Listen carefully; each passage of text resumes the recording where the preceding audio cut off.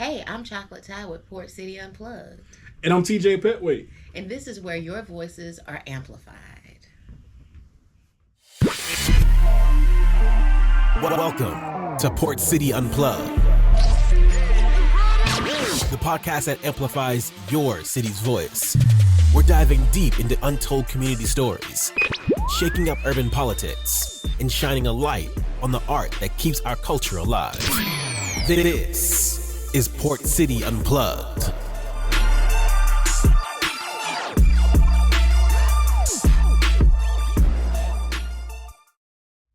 Welcome to the Port City Unplugged, where we're talking about what's really happening in Mobile and Pritchard and surrounding areas. And I'm TJ Pettway. And I'm Ty Burden. And if it's happening in the Port City and it matters, we're talking about it. If it's culture, community, politics, we're breaking it down straight up. Straight up. That's what's up.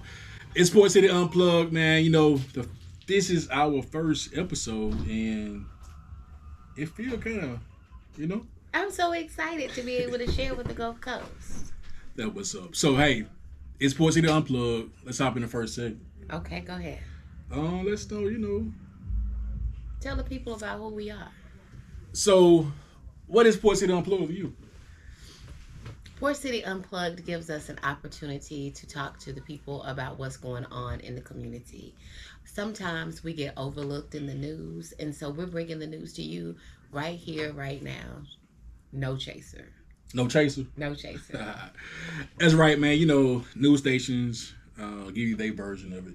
City give you their version of it. But we got our own version. We have our own version of it, and we want to talk about who's really making moves in the city. We really want to get into municipal elections and what's going on with the politics. We're going to vet people right here for you, right here on this show. So speaking of municipal elections, it's August 25th this year? Yes. And Mobile has been dropping some names. I am so excited to talk about it. I've been excited to talk about this. Yes, they have been dropping some names. What you got? So I think the first candidate was Connie Hudson. She hopped out of there. I mean, I kind of, I think Connie probably did some good for both sides of the aisle. I have not heard. Well, okay, so I don't know people who have really bad things to say about Connie. She seems to have been a real fixture in Mobile for years. And I'm excited to see what she has to say. And with her, she started with Mobile City Council first. Yes. And I don't know if some people knew that, but she started her career there first. So I've been watching her for years go from the city council to the county commission. And so what I'm good to see is that she is very qualified to do the job. And so we're interested to see what she has to say.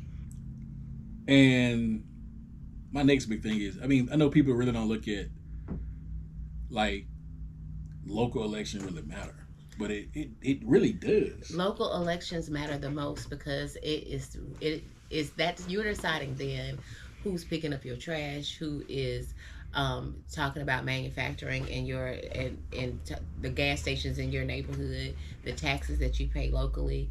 All of those things are done in the municipal elections, and it's not Democratic or Republican. And that's a big thing. People think, I guess, the local elections are Democratic or Republican, but it's really not. It's an electoral college involved in this. It's just truly your voice. It comes down to the votes. I've had a chance to work with different city council people in the area, both in Alabama and in Mississippi, and I had the experience of working in Pritchard, and we had to do a runoff over one vote.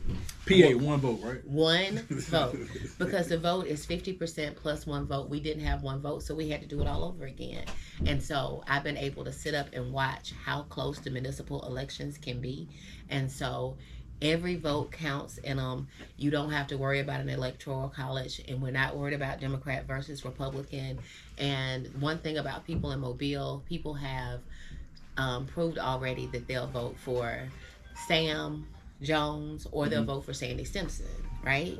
So the things that we're looking for aren't found in that, and Mobile is not the type of city where it's gonna matter whether or not, well, it will matter. Racism does exist. However, this is not the kind of place where one won't vote for the other. So it's best to say that your mayor, your city council, and your school board members really matter to your lifestyle and your quality of life. Right. And we're going to get into the school board at some point because I have to give my opinion. I have to give my opinion of what I want to see the mayors do. And hint, city schools. We'll talk about that as we go further. Who else you got on the list? And so we have, what's his name? He the judge. But I can't pronounce. Chicka. I don't know his last Cheerio, name. Though. I don't know what his last name is, but Spiro, I know he's married to Lucy Greer, right? So I know that about him, and the only things that I've heard about him so far have been from people in the community who say that he's been fair in his courtroom. So that's a good thing. Yeah, that's a very good thing. So some of the judges have some bad raps. They can't run. Right. I mean, some of this can't run. But some of them can't run, but he's young too. See, I'm all about that. Yes, I'm all for seeing the youth. I'm all about the youth man to the next level. Right. So he's young too. So we're checking him out, and then who else we got? Wait, those are on the tour right now, Mobile. Well, I saw this morning that somebody else is making an announcement. Who's that? I know we're not supposed to say nothing because apparently she's not making her announcement till Sunday. But we're just holding up to next week. We'll just hold it up to next week. We just hold up for next week. But I would like to say that I am glad to see that there's women in the conversation and that the women in the conversation are qualified to be there, so that takes that drama out of it. And that's a good thing. Women do have a voice in the quality of life of individuals in the area. But my next thing for you is, I really want to know, and I think the people want to know too. I mean, what should we be looking for in a mayor?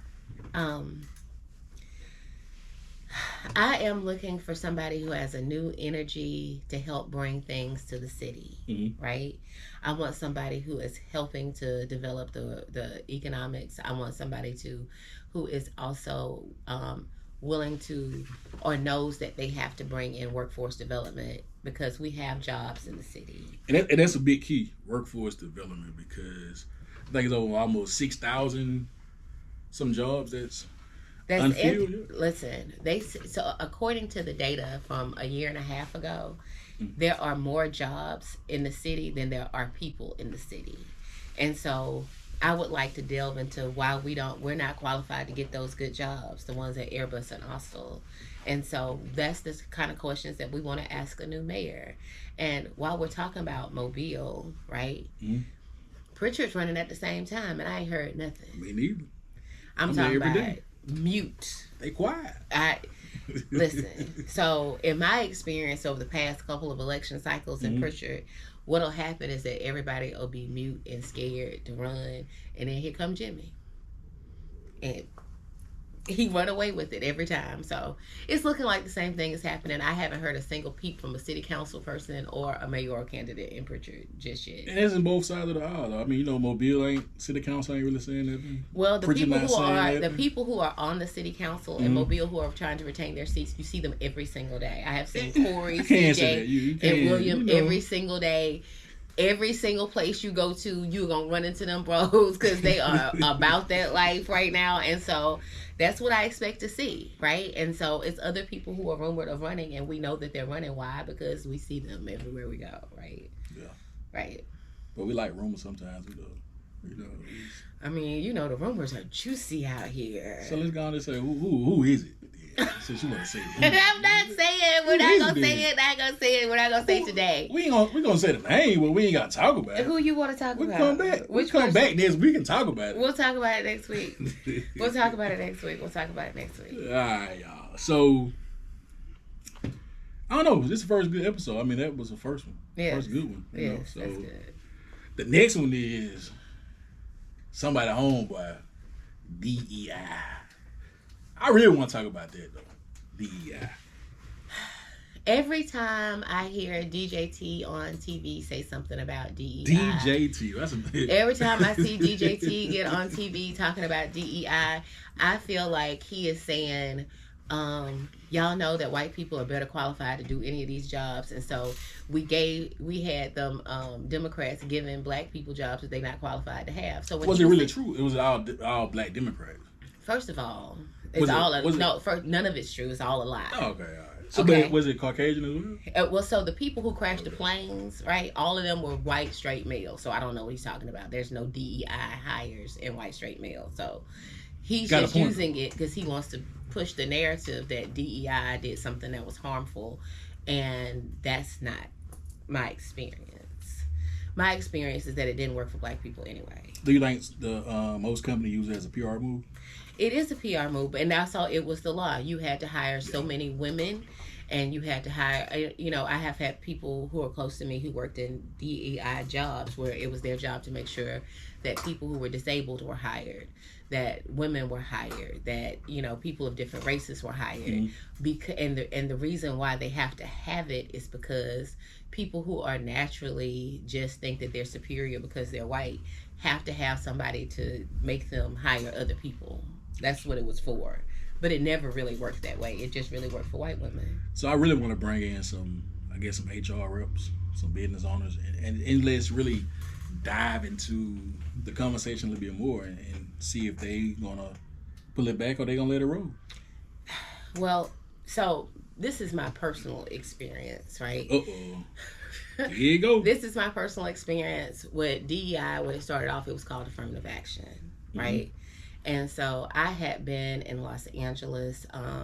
The high school I went to McGill and Williamson. I went through the Catholic school system and Maysville here. But when I got to California, I ended up going to a school that was number 2 academically in the country, right? Came back to Mobile. I'm at South Alabama in a debate class. You was in a debate class? Yes. So you did that every I've been doing that since I was a little kid. Real life and in school. Right. Real life and at school. But the debate team that I was on at Cerritos High School was the number 1 debate team in the entire country. So if I have that experience, you really don't want to be sitting in some classroom having this conversation with me. That was you? No. So we get in the classroom. Our topic is affirmative action. And I do all this research and stuff that I've taught to do. And the young lady who I'm having the debate with, she said she puts on the board the statistics for UC Davis for black people and regular people. Right. So she did that, and then several other little microaggressive things. And so when it was time for me to retort, I put my all of my research aside. I said, I don't need this to sit here and tell you what I think, right? I said, so you don't know that the school I went to, all my classmates went to Ivy League schools, right? And so from the school that I went to, the way it was classified with college prep and university prep and the different things, you and I would have never even been in the same classroom together. So you was right. You were reading folks before you even came out. And then, well, we were in a debate class, and she was up for the debate. Right. This is show me my opponent. So then I say to her, right, I was like, so because I came from Mobile, and I realized that all white people are not bad, but some white people are inherently racist like you. So your cousins have to put these measures in place because they think that you're dangerous, right? And they think that you are of harm to me, so they put these in place to make sure that it looks different in the workplace, right? So what happened is that she got very upset, and she said that she wasn't racist, and she ran from the classroom. She cried. And when she cried, what happened was the professor said that I was a bully. But was you a bully? But was I absolutely 100% correct? That didn't matter. And so fast forward 2023, the corporation that I was working for, I worked in a place where it was one white girl, and if she got upset, then everybody who was the higher ups had to attend to her being upset. Right? And these are why these rules are in place, because the black woman always becomes a bully if she's assertive, right? Yeah. And so that's what people say when you meet a black woman. And sometimes they say black females are more, I guess, they kind of look at them as aggressive. They use the word aggressive to describe us because... But why though? Because the systems that are meant to protect us don't protect us, and we have to protect ourselves. And when we go into protecting ourselves, then they're like, you're being aggressive. But actually, I'm just being assertive because you're not being fair to me, and I have to use my words and not cuss you out. That's what has to happen every time, or beat you up, or call my brother or my daddy or whatever, right? And so we have to keep it minimalized, and so those are the things that happen. So the thing is that it never really worked anyway, though, right? The DEI, it benefited white women more than it benefited anybody else. Just like they want to make, and they say that a lot though, that it only really benefited white females. Because they knew that they had to hire women, so they hired white women, and the white women would become the boss and the overseer of everybody else, right? So what DJT talking about then? DJT is just trying to make the narrative that, the DEI was bad. And so he has to make it seem racist to his people. He uses it as a dog whistle. Dog whistle, there you go. I'll wait for you to say that word. Dog whistle is dog what it is. Whistle, there you go. So a dog whistle is when it's something that is alluded to that you can't necessarily see, right? Mm-hmm. So if you wanted people to think of Black Power, you might wear something made that looks like Black Power, so because it sends a message. And so they say things that send a message. And so one of the dog whistles is the term DEI.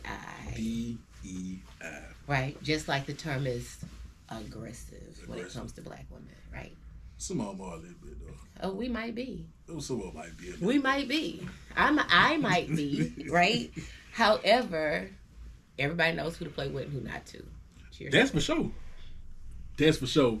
So that was a great wrap up in the DEI. Yes. DJT. Yes. But DJT.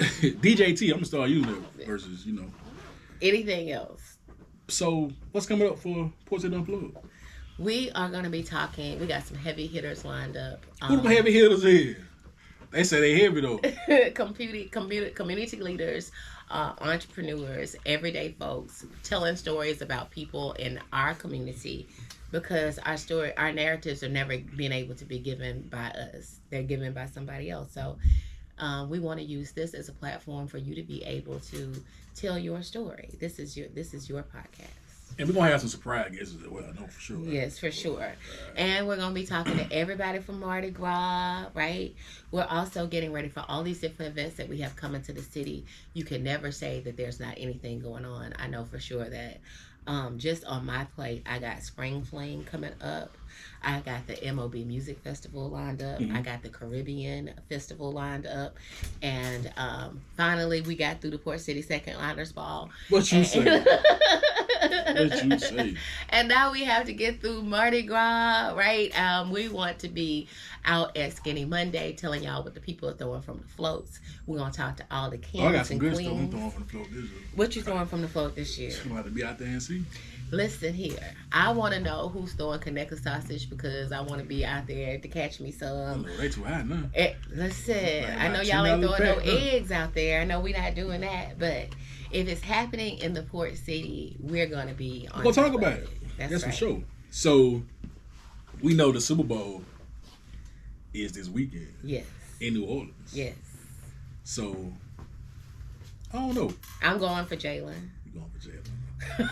I'm going for a 3. I am with her. I went. What's her name? Issa Rae. When she said I'm going for everybody Black to win, I'm going for Jalen and his whole team. That's what I want. Right? You want Jalen? I want Jalen to win. What you think about what's going on over there in New Orleans? Yes. It's gonna be a party. It is gonna be a party. He ready. It's gonna be a party. They got their barricades ready. Everybody going? They got their barricades ready? They got the barricades ready. Let me tell you something. They need some barricades, but I always get excited when the barricades go up downtown Mobile, so I'm excited about it. And it's Mardi Gras time. It is Mardi Gras time. It's definitely gonna be a carnival season out of this world. Yes, and I want to see Kendrick Lamar and what he's gonna do too. What? Say what you gonna say. They could have picked some better lineup than that. You don't think? Coming to New Orleans? Okay, so come on. Okay, so let me put this on the table, right? So I had the chance to play Wayne on the radio when nobody could stream anything. I got a chance to play Wayne. I love Wayne, right? The issue is, so you know how Usher was a performer and Usher performed and danced all over the stadium, and how Beyonce danced all over the stadium, and how Rihanna danced all over the stadium and do all of that? Wayne don't do none of that. He ain't that kind of a performer. He's kind of a just stand there and do that. I'll take that. Well, he is almost like homegrown. Okay, so right, but if the homegrown thing, why Wayne is more significant than Master P? He not. Why he most significant than the High Boys? He not. You know what I mean? Why he's so different? Why he most significant than Zydeco? He not. And it's Kendrick moment. Kendrick had the hottest song of the year, not without debate, right? Mm-hmm. And it's about Drake. So it's Cash Money ain't coming up there, bro. Hey, it is what it this is. Is about money too, right? This is the Super Bowl. This is not. It's Super Bowl. This is about money. So ain't no way anybody from Cash Money is coming up there with Drake. Now, also my personal opinion is the hottest out of New Orleans is not Wayne, it's Juvie. And Wayne ain't got no back that ass up. So there's that, right? Oh, that's and so it ain't gonna never get old, and so that's Juvie, right? We all know the words to High. We all know words to every song on 400 Degrees. I don't know all Wayne songs like that. And Juvie can come here 15,000 times and we gonna sing along every time. Like he just brand new. So, you know, one day I'm gonna tell my stories about Slim and Baby coming over here with Soldier Rag. I'm gonna get Dirty Dan and them to tell those stories about that kind of stuff. But yes, I mean, I get it, I understand, and I love Wayne too, right? And Wayne deserves his space in history, and maybe he'll get a chance to do the Super Bowl in another city if he start performing somewhere. But you know, he did the Essence Festival. Yeah, it's festival like he did not, but he didn't kill it though. So he ain't killed it. He couldn't remember the words to his songs. Listen, that man is high. Hey. And so if you high, you can't dance around the stadium like Usher. Ain't nothing wrong with it recreational. Far be it from me. Okay? However, I and nobody else is going to be running around the stadium trying to perform. It's the Super Bowl. It's the Super Bowl. Right. You got to be able to do it. Rihanna did it while she was pregnant. Yeah, she did. Right. And she did it, though. Right. So then, you know, she would take these folks' tax money, too. Who? Beyonce. She is going to take Beyonce and going to get mine. How she going to just take them folks' tax money like that? Mine. I ain't got no tax money, but I'm still going. And she dropped it at right? It's like she just... Go and save your refund money. And she don't give you no day shit. And go and get you some refund money and go and get you a cowboy hat because this ain't Texas. I can't wait. I'm cheering for her. I'm so happy that she won the Grammy for the Record of the Year. And somebody this morning I was watching them talk about how she didn't deserve to be nominated, and I'm like, you weren't nominated, and so you can't take her award from her no matter how you feel about it. It don't matter how you feel about it, you can't take it from her. But, you know, with a country album, let's wrap it up though. And they mad. We're gonna wrap it up. That's it already. I mean, you know, it's the first episode. It's the first episode. Follow us on Facebook, Instagram, X, Snapchat. Send us your questions. Let us know who you want to talk to. And if you want to be a part of any of these events that we have coming up. And Port City Unplugged has its first event coming up. That's true. Mother's Day weekend. No, it's actually the weekend. It's May 3rd, and we're doing it with WGOK. We're doing a brighter day high tea for the ladies. You're gonna get to come wear your hats. You'll get to see more. We'll talk to you more about it.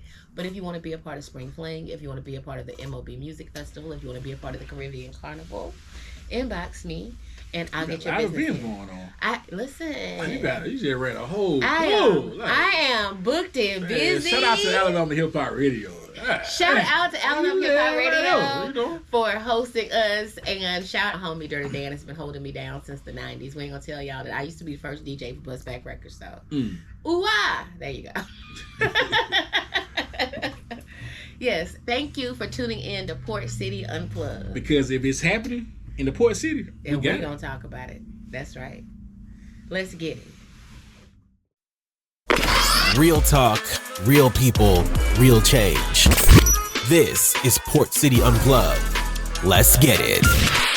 Check us out on your favorite social media platforms.